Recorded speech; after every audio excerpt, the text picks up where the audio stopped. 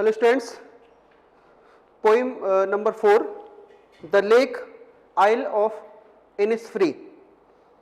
This poem is written by William Butler Yeats. Introduction देख लेते हैं हम.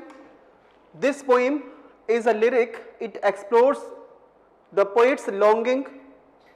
Longing means wish, उनकी जो इच्छा है for the peace and tranquility means calmness of Innisfree, a place where he spent a lot of time as a boy.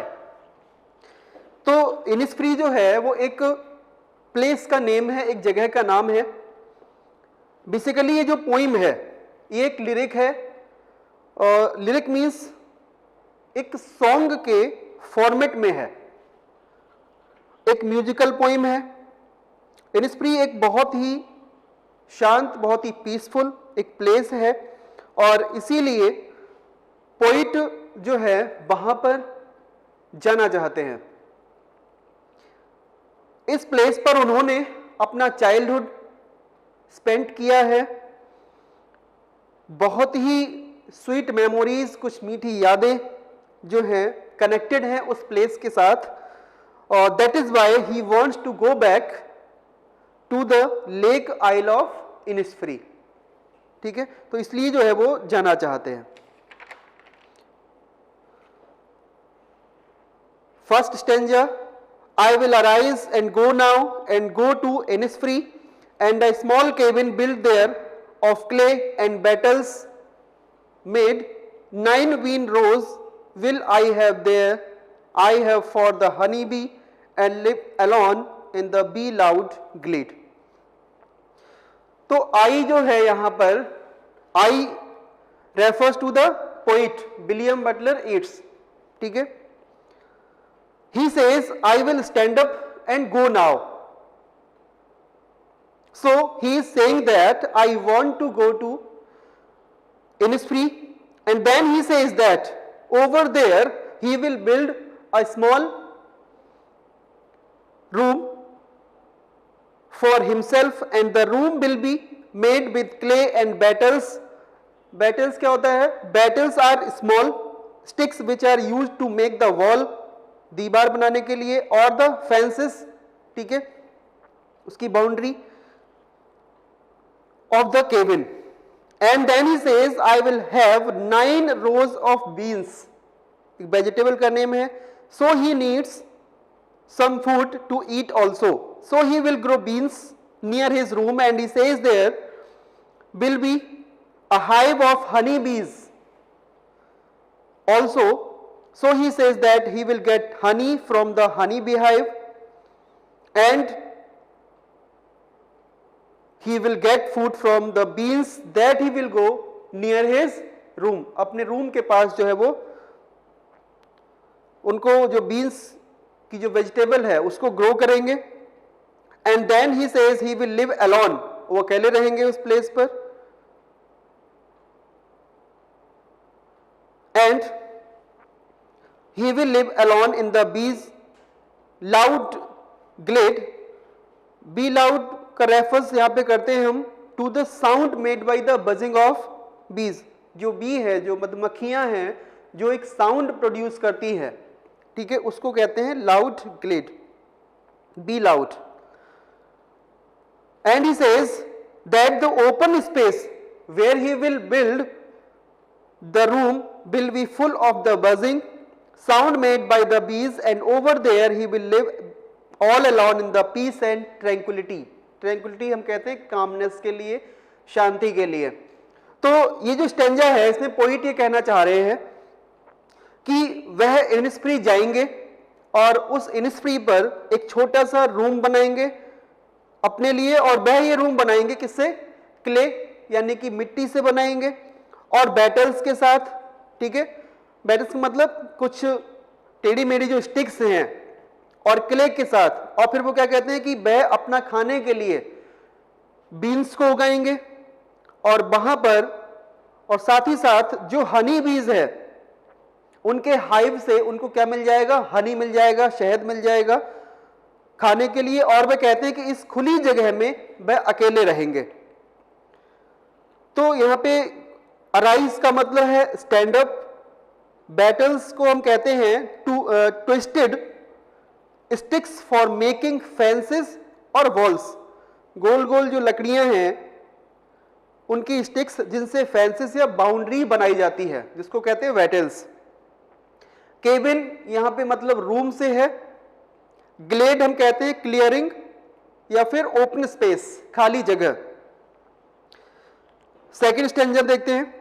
And I shall have some peace there, for peace comes dropping slow, dropping from the veils of the morning to where the cricket sings, their midnights all a glimmer and noon a purple glow and evenings full of linnets wings।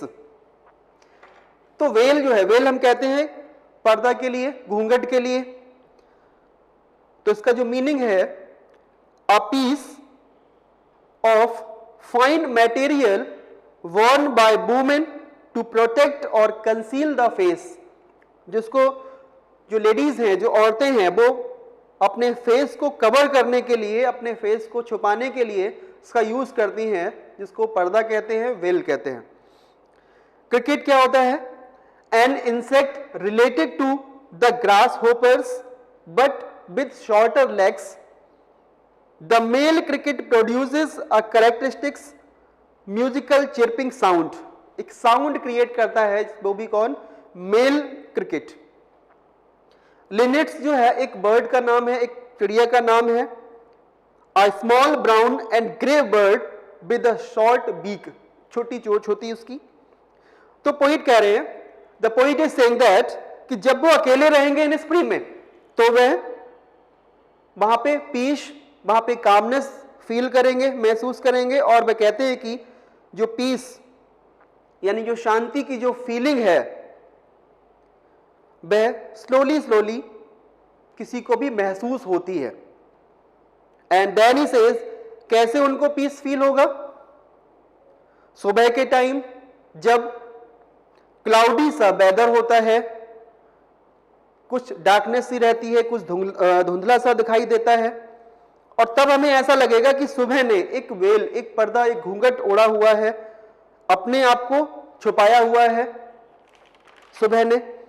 और वह चीज देख के उनको महसूस होगा, कब क्या महसूस होगा? उनको पीस, उनको शांति मिलेगी। और फिर वह कहते हैं कि सुबह के टाइम जब ऐसा धुंधलापन, ऐसा धुंधला सा जब एटमॉस्फेयर होता है, और ये जो मेल क्रिकेट इंसेक्ट होते हैं, ये अपनी आवाज में क्या करेगा? वो गाना गाएगा, उसकी आवाज भी उन्हें क्या करेगी? शांति देगी। ग्लिमर मीन्स कहते हैं शाइनिंग, चमकना। और वह कहते हैं कि मिडनाइट यानी कि आधी रात को जब वह ओपन स्काई यानी आकाश में देखेंगे, आधी रात में, मिडनाइट में अपने ऊपर, तो उसमें चमकते हुए जो स्टार्स हैं, जो तारे हैं, जो उन तारों की जो शाइनिंग होगी, वो भी उनको पीस देगी, वो भी उनको शांति देगी। और फिर बताते हैं वो दोपहर के टाइम के लिए। फिर कहते हैं कि दोपहर का जो टाइम है, उस समय क्या होगा? जब सूरज की जो रोशनी है वह पर्पलिश कलर की हो जाएगी, और उसकी जो चमक होगी वो भी उनको पीस देगी, शांति देगी। फिर कहते हैं कि लिनेट, एक जो चिड़िया है, एक छोटी सी बर्ड है जो ब्राउन और ग्रे कलर की होती है। शाम के समय, इवनिंग के समय, वो कहते हैं कि जब वो इवनिंग के टाइम पर जब वो बर्ड लिनेट को उड़ता हुआ देखेंगे, तब भी वह पीस, कामनेस को फील करेंगे। और फिर वो कहते हैं कि ऐसे स्टेंजा, तो इस प्रकार से पोइट कहते हैं यहाँ पे इस स्टेंजा में, वो हमें बता रहे हैं कि दिन के अलग अलग टाइमिंग्स के बारे में। मॉर्निंग्स में क्या बता रहे हैं? क्लाउडी वेदर होता है, ठीक है। तो उस समय पे ऐसा लगता है कि जो मॉर्निंग है उसको कवर किया हुआ है, एक वेल ने, उस घूंघट ने छुपा रखा है, ठीक है। तो इसी तरह से दिन के अलग अलग टाइमिंग में किस तरह से वह पीस को फील करेंगे। तो फिर से देखते हैं एक बार कि सुबह के टाइम पे जब धुंध यानी कि कुछ जो है डार्कनेस सी होगी और क्रिकेट इंसेक्ट की आवाज सुनाई देगी, तो उनसे भी उनको शांति मिलेगी। आधी रात को जब वह चमकते हुए आसमान में तारे देखेंगे तब भी that will give him peace. और दोपहर को जब सूरज अपने पर्पलिश कलर की रोशनी देगा that will be peaceful. And in the evening he will see in the sky a full of small bird flying in it that will be peaceful and relaxing to his mind। वो भी उनके mind को relax देगा। और यही सब कुछ देखने के लिए वह इनिसफ्री जाना चाहते हैं। Stanza third, I will arise and go for always night and day, I hear the lake water lapping with low sounds by the shore, while I stand on the roadway or on the pavement's grey, I hear it in the deep heart's core। Night and day का मतलब होता है all the time, हर समय। Lapping means होता है striking या फिर hitting something. Core होता है the inner most part of the heart, आपके दिल की, आपके हार्ट की डीपनेस, जो गहराई है उसके बारे में बता रहे हैं यहां पर। तो इस स्टैंजा में पोइट कह रहे हैं कि मैं स्टैंड रहूंगा, खड़ा हो जाऊंगा, और अब मैं इनिस्फ्री जाना चाहता हूं, क्योंकि नाइट एंड डे मीन्स यहां पे क्या है, ऑल द टाइम, हर समय उन्हें उस लेक के पानी की जो आवाज है वो सुनाई देती है। कैसे? जब उस लेक का पानी लेक के किनारों से जब टकराता है तो जो उस टकराए हुए पानी की जो आवाज है, उस लेक के पानी की, जब वो किनारे से टकराएगा तो क्या होता है, एक आवाज प्रोड्यूस होती है, और वह आवाज पोइट को हर वक्त सुनाई देती है, और वह पोइट को लेक की तरफ अट्रैक्ट करती है वो साउंड। और फिर वे कहते हैं कि मुझे अपनी दिल की गहराइयों तक ये आवाज सुनाई देती है जब भी वह सड़क के किनारे या फिर किसी पेवमेंट्स या फिर कह सकते हैं किसी फुटपाथ पर जब वे खड़े होते हैं तो उन्हें ऐसा लगता है कि लेक इनिस्फ्री के किनारे पर खड़े हुए हैं वो, तो उनको ऐसा फील होता है उस समय। और वही आवाज जो लेक के पानी को किनारे पर खड़े होते हैं जब वो, और वो कह रहे हैं कि जो लेक का पानी है जब वो उस लेक के किनारे पर टच होने पर जो साउंड प्रोड्यूस होती है, वह आवाज पोइट के दिल की गहराइयों तक जो है सुनाई देती है। तो इस पोएम में पोइट हमें अपने हार्ट की फीलिंग्स को बता रहे हैं।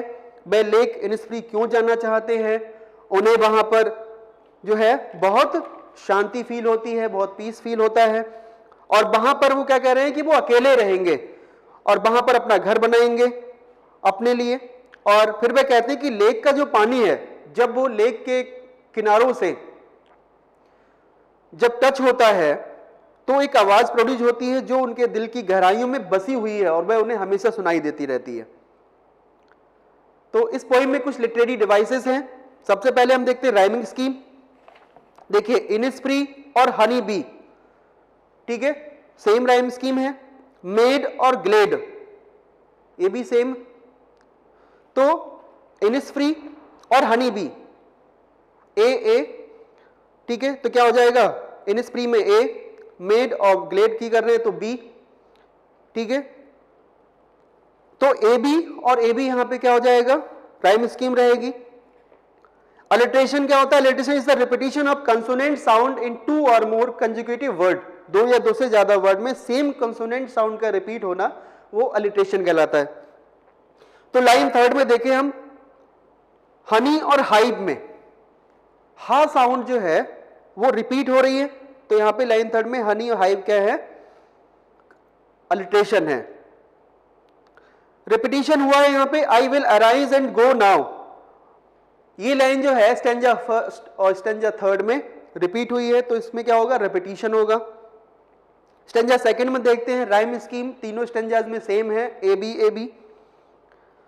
पर्सनिफिकेशन हम किसको कहते हैं, जब आप किसी नॉन लिविंग थिंग को किसी भी लिविंग थिंग का कैरेक्टरिस्टिक्स या एट्रीब्यूट प्रेजेंट करते हैं, ठीक है, तो वहां पे क्या होता है, पर्सनिफिकेशन होता है। तो यहां पर पोइट कह रहे हैं लाइन 2 में, from the bells of the morning, morning का घूंघट, तो यहां पर पोइट मॉर्निंग को पर्सनिफाई कर रहे हैं, वह उसे एक वुमेन की तरह ट्रीट कर रहे हैं। किसको, मॉर्निंग को, और जो कि बेल पहनती है, और this is the device of personification. जो काम किसका होता है, घूंघट पहनने का, पर्दा ओढ़ने का, किसी वुमेन का होता है, लेकिन पर्सनिफाई किसको कर रहे हैं पोइट यहाँ पे, मॉर्निंग को, ठीक है। इसीलिए यहाँ पे क्या है, पर्सनिफिकेशन है। इसमें मेटाफर भी है। Metaphor is an indirect comparison between two things, दो चीजों के बीच में इनडायरेक्ट कंपैरिजन करना, वहां पे क्या होता है, मेटाफर होता है। तो लाइंस 2 में देखिए जो पोइट कह रहे हैं, बेल्स ऑफ द मॉर्निंग, तो बेल्स ऑफ द मॉर्निंग क्या है, क्लाउड, बादल जो कि दिन के समय में आसमान में होंगे, ठीक है। तो वे क्लाउड्स को क्या कह रहे हैं, वेल कह रहे हैं। तो वेल को इनडायरेक्टली कंपेयर किससे किया गया है, क्लाउड से। स्टैंजा 3 में भी देखेंगे राइम स्कीम सेम है, ए बी। अलिट्रेशन है लाइन 2 में, लेक और लैपिंग और लो, तो ला साउंड जो है वो रिपीट हो रही है, तो यहां पे क्या है, अलिट्रेशन है। तो इस तरह से ये पोएम थी, इसको दोबारा से पढ़िएगा, ठीक है। तो आई होप आपको समझ में आई होगी। लिटरेरी डिवाइस जो है वो आप जो बता रहा हूं आपको, तो उनको अपनी नोटबुक पे भी नोट कर लीजिएगा, उनकी डेफिनेशंस को, ठीक है। तो आपको क्योंकि आगे जो पोएम है उनमें भी आपको काफी हेल्प मिलेगी। क्लियर है? Thank you and have a nice day.